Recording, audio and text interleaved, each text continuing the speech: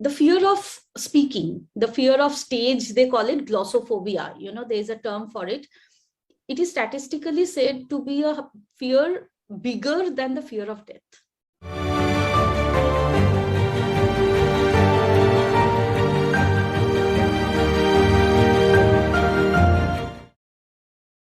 The fear of speaking, the fear of stage, they call it glossophobia. There is a term for it.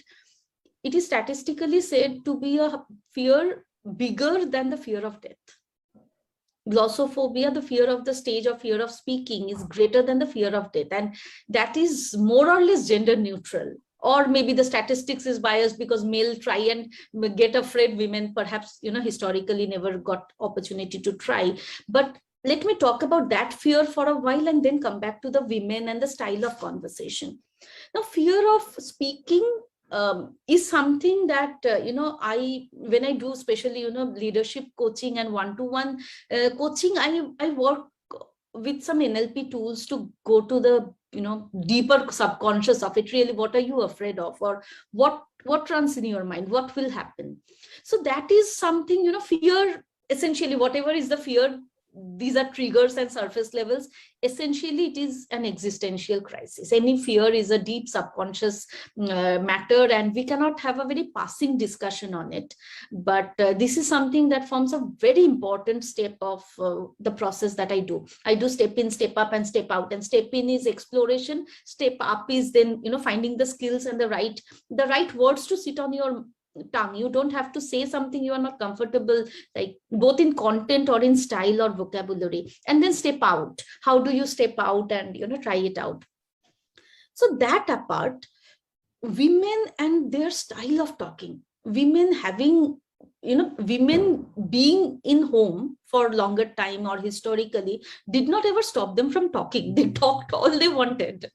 And women are very comfortable talking to other women, neighbors, like typically the picture of olden days or, 2-3 generations back, what we kind of have in a stereotyped ways that afternoon and this women all coming together. They are great at networking, community, communication, telling stories to their children or making up something, all their moral values are inculcated in children, eat this or you won't be strong, or, don't go near fire, you will burn your hand. All women are doing instant, multi-dimensional, multidisciplinary talking and storytelling, and they exactly know what to tell, which button to press to get something done, because they have had to deal with the softer space in the world. It's not a very dictated, like, finish this work at an industry and come back.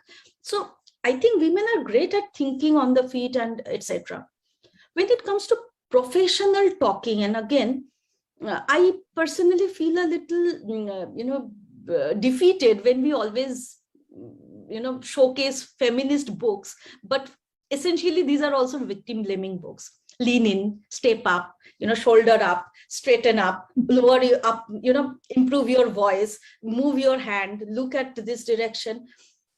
Who said these are right? Because we always watched speakers who are mainly male speakers. Like if I ask you, who is your favorite, speaker ever, or leader, or freedom fighter for that matter, we will all name like 9 out of 10 or 99 out of 100. The names of men will come to mind because we have been role modeled on it.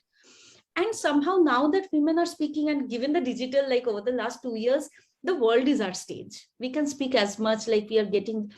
But why do we want to speak in a certain way? It doesn't matter anymore. I mean, I can speak in a very soft, comfortable, folded, like cross-legged manner. I can say, tell me more about it. I don't have to say, okay, fine, you can also, I did it, so you can also.